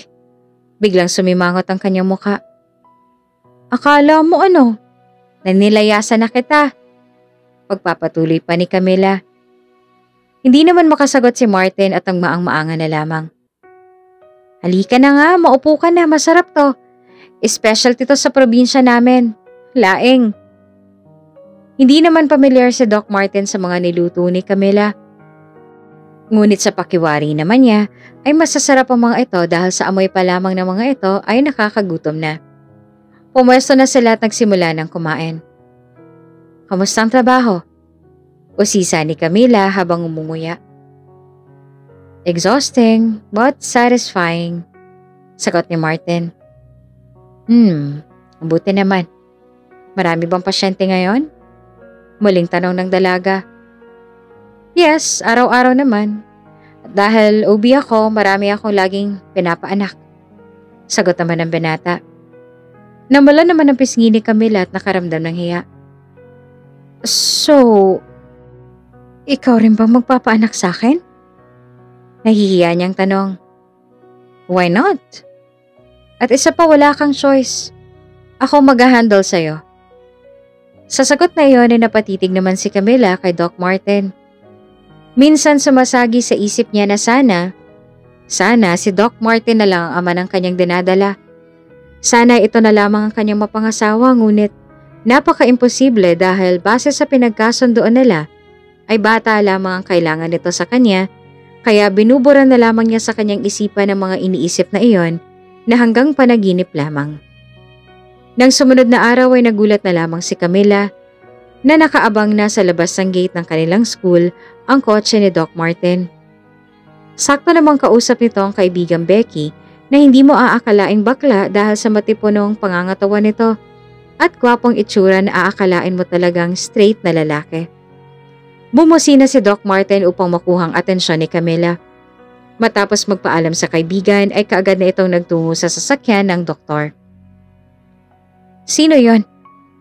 Taas kilay na tanong ni Doc Martin kay Camila. Sino? Yun ba yung kausap ko? Sagot ni Camila. Sino pa ba? May iba ka pa bang kausap? Halata na ang tiyan ni Camila kaya pinayagan na itong magbestida na lamang. Nagtaka naman ang dalaga sa mga katanungang yon ng binata sa kanya. Si Resty yon, paglalaki. Rebecca naman, pagbabae. Tatawa-tawang sabi ni Camila, ngunit tila hindi ito nagustuhan ni Doc Martin. Lalaki pa rin siya. Ha? Nagugulahan na si Camila sa ikinikilos at sinasabi sa kanya ng lalaki. Ang lalaki, magpalit man yan ng anyo o hilig, o magkaroon man ng sinasabi nilang pusong babae, ay lalaki pa rin yan. Hindi magbabago yon. Halata sa boses ni Doc Martin na pawang nagsiselos ito sa kausap kanina ni Camila. Hindi niya man masabi sa dalaga dahil wala naman siyang karapatan, ngunit hindi magsisinungaling ang reaksyon ng kanyang muka na animoy nagtatampong boyfriend. Pasimple namang umiti si Camila sabay itinoon na lamang ang pansin sa daan. Nang mga sumunod na araw naman na isinama ni Doc Martin si Camila sa klinik upang check-upin ito. Nang siya nang uupo ay biglang lumapit ang isang matandang babae at artistahin din ang muka na isang buwan ng buntis. Doc, pwede bang ako po munang unahin niyo? Maarting tanong ng babae. Napatingin naman sa babae si Camila sabay tingin kay Doc Martin na napatingin din sa kanya. Sige po, unahin ko po muna kayo. Kaagad namang sumabat si Camila. Saglit lang, Doc Martin. Ako po ang nauna sa pila, diba? Sa katunayan ay papasok na sana ako sa loob. Tapos papaunahin mo ang iba na hindi mo man lang tinanong kung bakit? Nanilisik ng mga mata ni Camila sa doktor, pero hindi rin siya pinakinggan nito. Honey, that's okay. Mas priority natin ang patients natin, diba? Maupo ka muna riyan at isusunod na kita. Iniwan ng doktor ng isang nakakalokong ngiti ang dalagang nag-uusok na sa galit. Selos. Hanggang sa makauwi ay nakasimangot pa rin si Camila. Let's eat. Yaya ni Doc Martin kay Camila, ngunit wala itong narinig. Ayoko. Busog ako. Diretsa nitong sagot sabay umupo sa sofa. Di nga. Kung sabihin kong binilhan kita ng tiramisu, yung cravings mo, ayaw mo pa rin? Sa narinig na iyon ay tila nanlaki ang tenga ni Camila dahil isa ito sa pinaglilihian niya at request niya sa doktor. Pero dahil galit siya, dapat niya itong panindigan kahit pag gustong-gusto niya ng kainin ng binili ng binata. Kahit ilang cravings ko pang iharap mo sa akin, hindi ko pa rin kakainin. Wala akong gana. Napasingap naman si Doc Martin. Okay, ilagay ko na lang muna sa ref. Kapag nagutom ka, kainin mo na lang. Akyat na ako. Ikaw din, magpahinga ka na. Bago pa man makataas si Doc Martin ay nagsalita ng muli si Camila. Gusto ko nang umalis. Diretsa nitong sabi. Napatigil naman ang doktor at saka nilapitan ng dalaga at tinabihan sa sofa. Bakit? Mahinahong tanong ng binata. Basta, ayoko na dito. Gusto ko nang umalis. Nagtatampong sabi ni Camila. Papayagan lang kita kung... Pinagpatuloy ni Camila ang dapat nasasabihin ng binata. Kung ano? Kung nakapanganak na ako. Dahil ang bata lang naman talagang kailangan mo. Saad ng dalaga. Huminga naman ng malalim si Doc Martin. Hindi yon ang ibig kong sabihin. What I mean is, papayagan lamang kita kung yun na talaga ang gusto mo. At hindi dahil nagsiselos ka lang? Napatingin naman si Camila sa doktor. Anong pinagsasasabi mong nagsiselos? Kanino naman? Hindi ako nagsiselos ha? Kapal mo naman. Nakangusong sambit ng dalaga. Nahalata namang nagsiselos nga base sa tono ng pananalita nito at kanyang kinikilos. Oh, sige na, sorry na. I will never do that again. Paumanhin ni Martin na may halong panlalambing.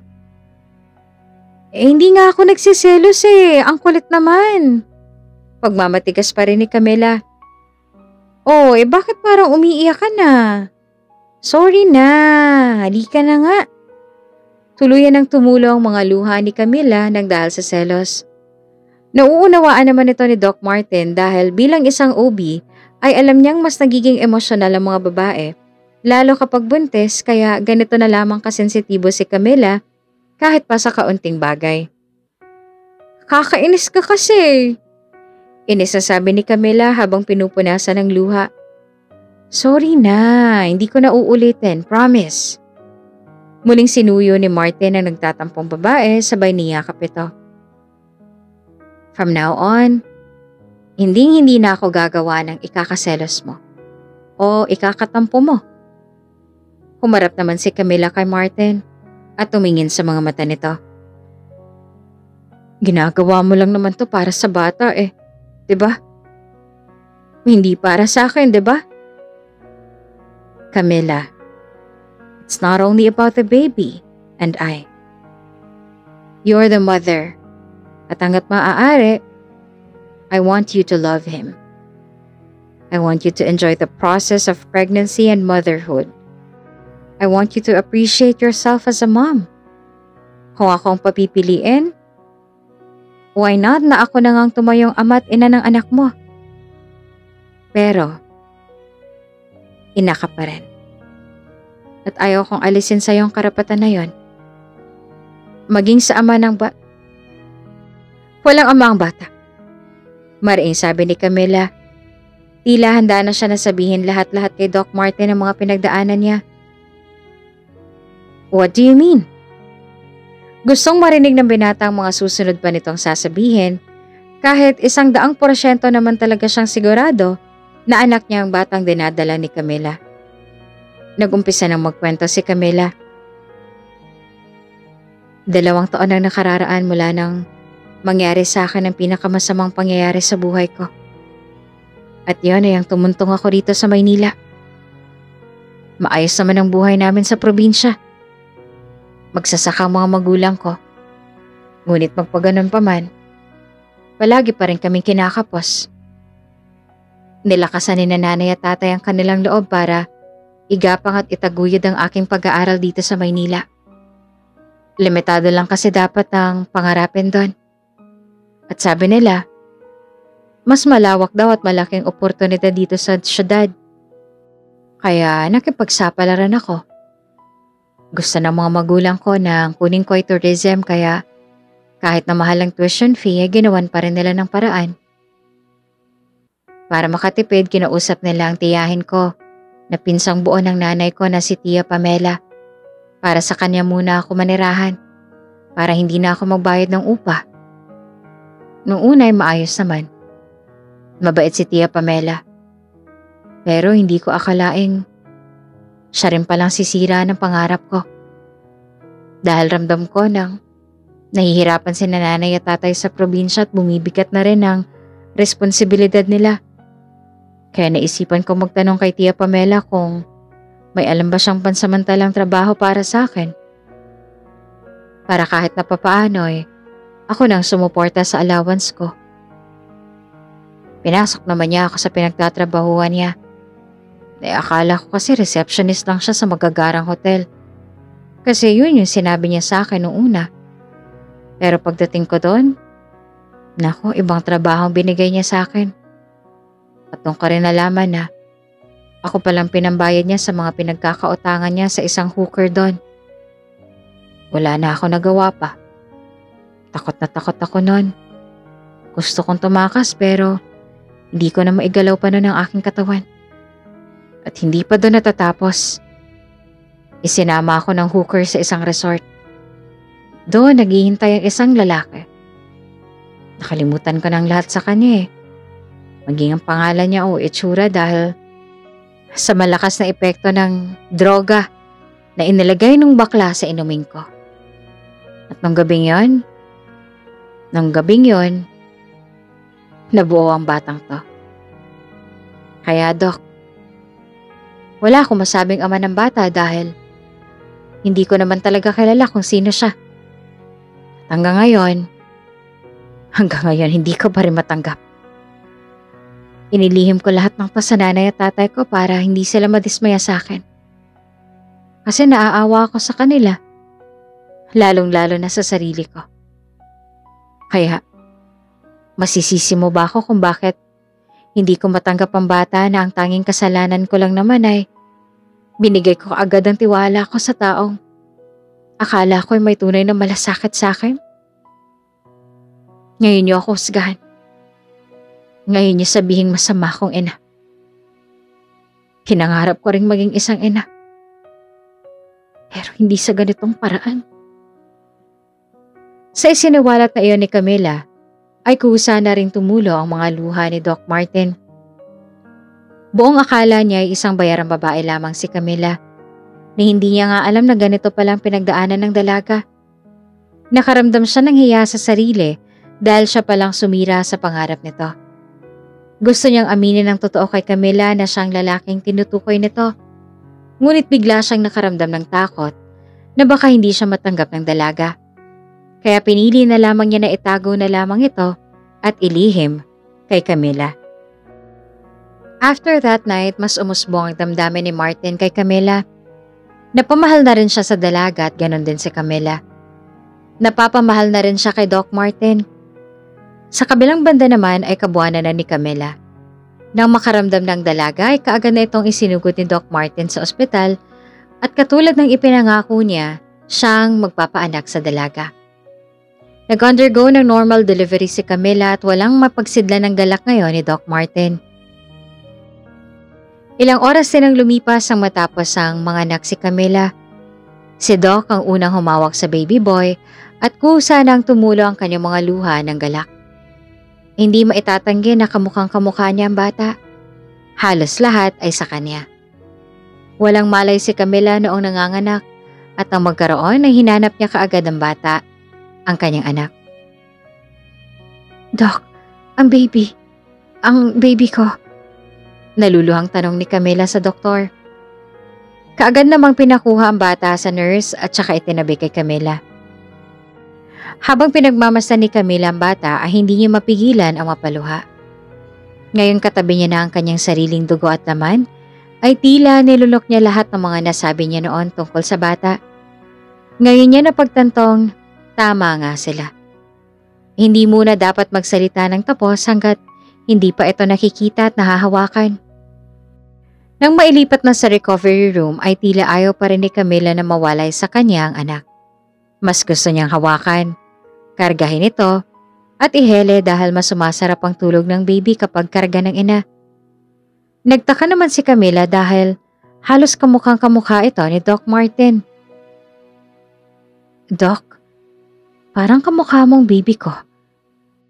Siguro dahil lagi tayong magkasama at ikaw nang nag-alaga sa amin kaya nakahawig mo ng bata. Samit ng dalaga, pero ang atensyon ay nasa baby pa rin. Siguro nga. Ayaw mo pa noon, gwapo rin ang baby mo. Pabirong sabi naman ni Doc Martin. Anyway, salamat ha. Nakangiting sambit ni Camila sa lalaki. For what? Tugon naman ito. Sa lahat-lahat. Mula nung kupkupin mo ako hanggang ngayon na nakapanganak na ako. Maraming salamat. Utang namin sa'yo ni baby ang buhay namin. Natural lang yon. Dahil responsibilidad ko naman yon bilang muntik nang madulas sa sasabihin si Doc Martin. Buti na lang ay napigilan niya. Ama-amaan ng bata. Sinuklian na lamang yun ni Camila ng isang matamis na ngiti. Nang makauwi sila sa bahay ay todo pa rin ang pag-aalaga sa kanila ni Doc Martin.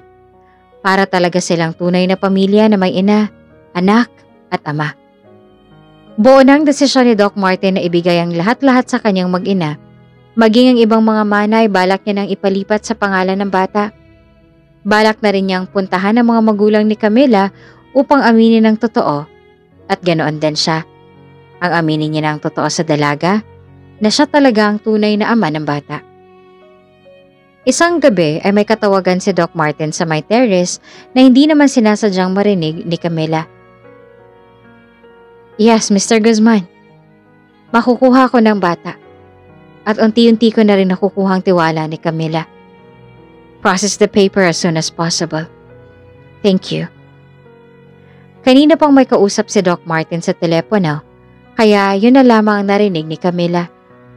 Buong akala niya ay niloko lamang siya ng binata at ginamit, kaya kinaumagahan habang nasa trabaho si Doc Martin ay sinamantala ni Camila na mag-impake at tuluyan ng umalis pabalik ng probinsya.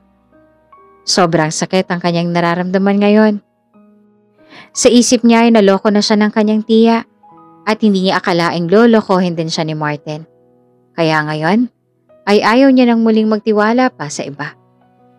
Napagdesisyonan niya nang huminto muna sa pag-aaral at bumalik na muna sa probinsya. Handa na siyang aminin sa mga magulang ang nangyari. Kahit ang kapalit nito ay matinding galit at pagkadismaya na magmumula sa kanyang mga magulang. Nang makabalik sa bukid ay malayo pa lamang ay tanaw na siya ng kanyang ama. Karina! Karina, ang anak natin nandito na! Halata sa boses ng ama ang saya at excitement na makitang muli ang anak na si Camila. Habang papalapit ang ama ay unti-unti itong napapatigil dahil sa nakikita niyang kakaibang bitbit ni Camila. Ang baby. Nakasunod naman kaagad si Aling Karina. Camila! Anak! Maging si Aling Karina ay natigilan na makita ang bata. Anak! Bakit ka may dalang baby? Tanong ng kanyang ina. Nay, pwede hubang sa loob muna ng bahay? Naiinitan po kasi si baby. Pakiusap naman ni Camila at saka sumunod naman kaagad ang mga magulang.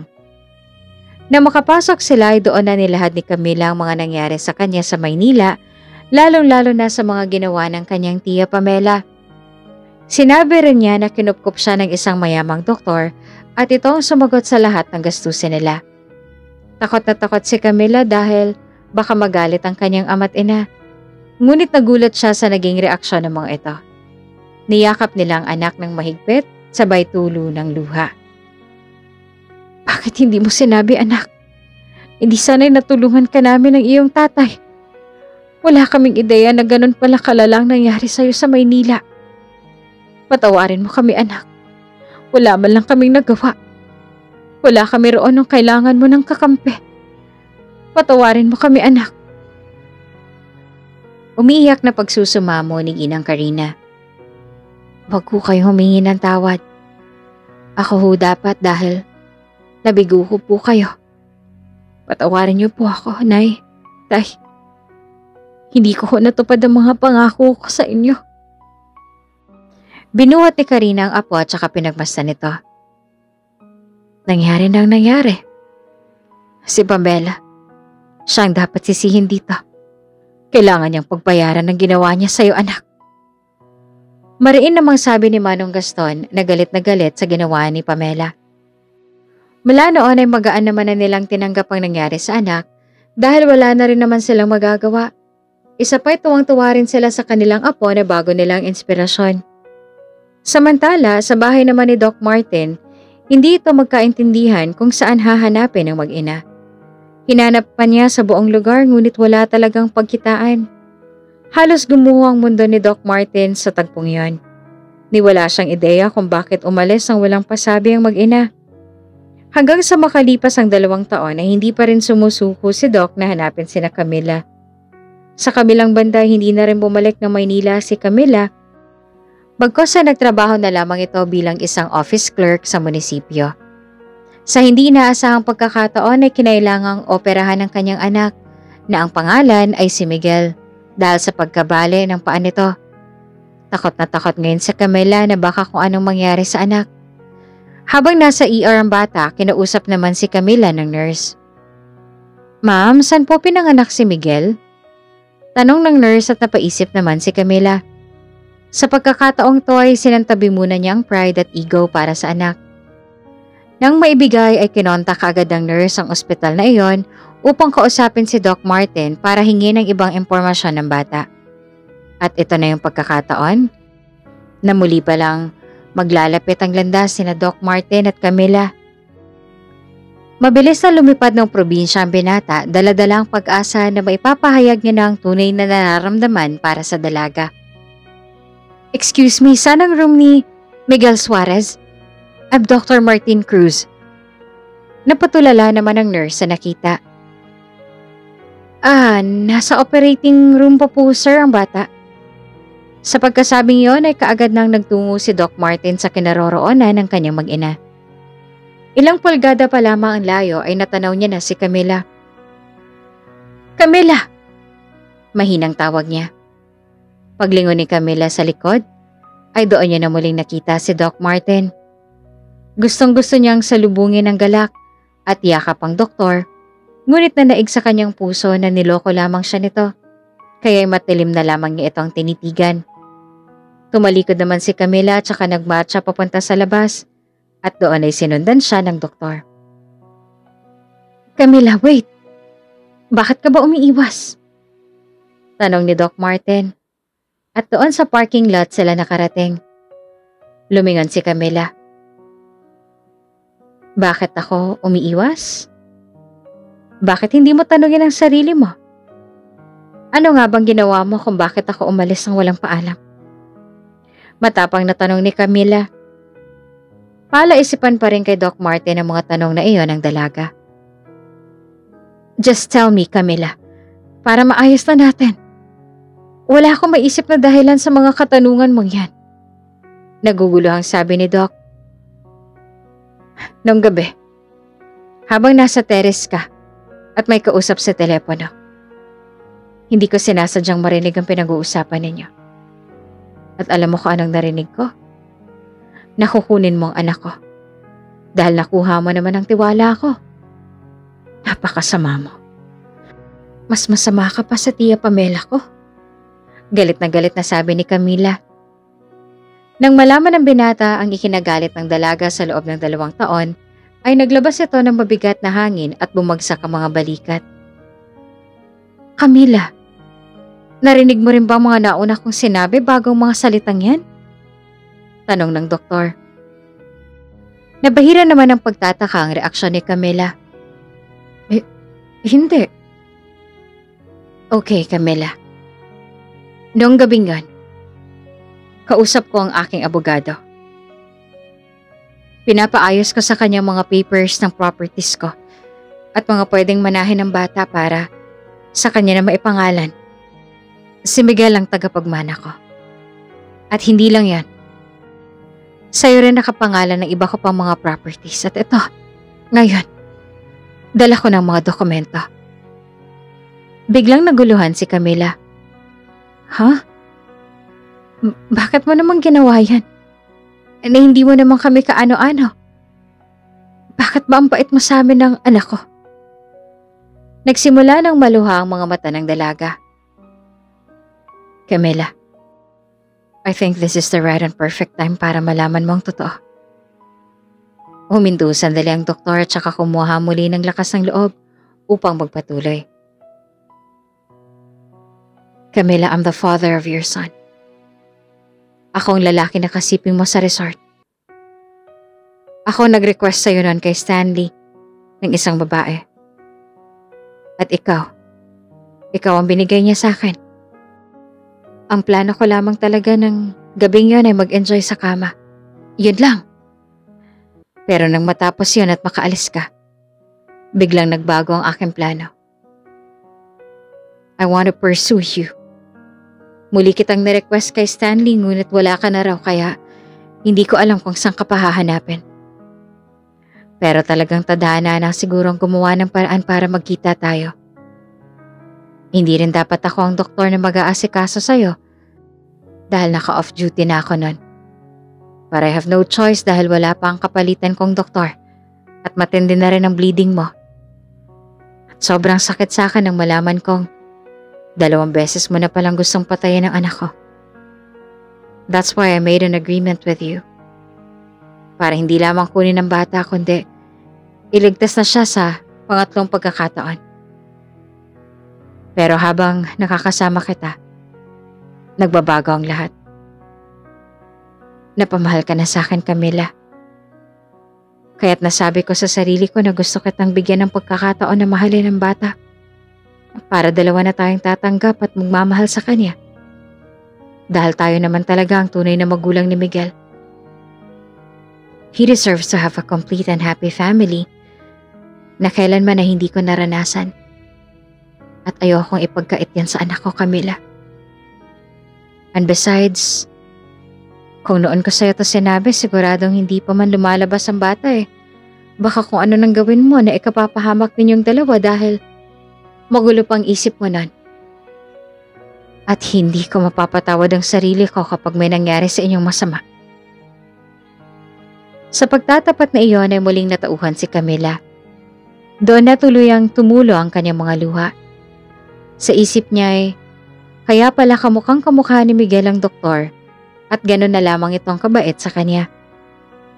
Wala na rin namang nasabi pa si Camila kundi ang pagsisihan ng mga mali niyang nagawa. Si Doc Martin pala ang nagtatama sa lahat ng kanyang mga mali at si Doc Martin ang tunay na nagmamalasakit sa kanya. Kung tutuusin ay mas deserve nga ng doktor ang maging magulang ng bata kaysa sa kanya. Dahil kailanman ay wala itong ibang hinangad kundi puro kabutihan sa bata. At isa pa ay, noon pa man ay mahal na talaga niya si Martin at natatakot lamang siya na umamin dahil baka hindi naman siya matanggap ng binata. Muling tinanggap ni Camila si Doc Martin. Nang makalabas ang bata ay isinama niya ng mag-ama sa kanila upang ipakilala sa kanyang mga magulang. Matapos makaharap ang mga ito at masabi ang lahat-lahat, ay nakakuha naman ng positibong sagot si Doc Martin mula sa mga magulang ni Camila. Doc, sobrang dami na ho ng pinagdaanan ng anak namin. At base dito sa mga dokumento na inahaharap niya sa amin, ay naniniwala kaming ikaw ang ama ng aming mahal na si Miguel.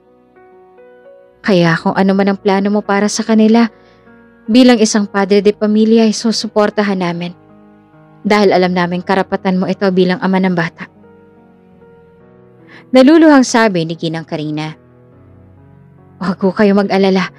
Iingatan at aalagaan ko ho ang inyong anak. Pati ng anak ko, ang inyong apo. At isa pa isang mabuting anak ko si Camila. Na ang tanging hangad lamang ay mabigyan niya kayo ng magandang buhay.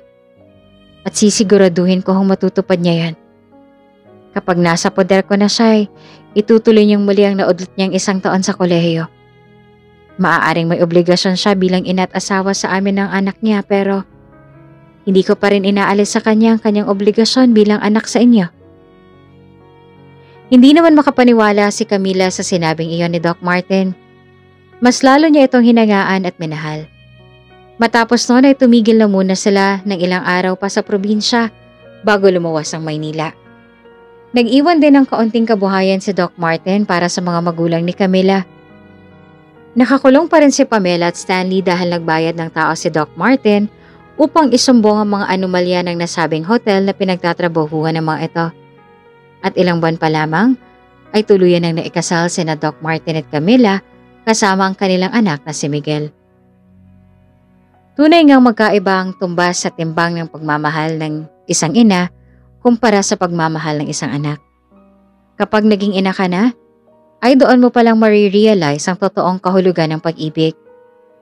Hindi man naging maganda ang unang tagpo ni na Camila at Doc Martin sa isa't isa, ang mahalaga ay natapos nilang pahina ng sila pa rin ang magkasama.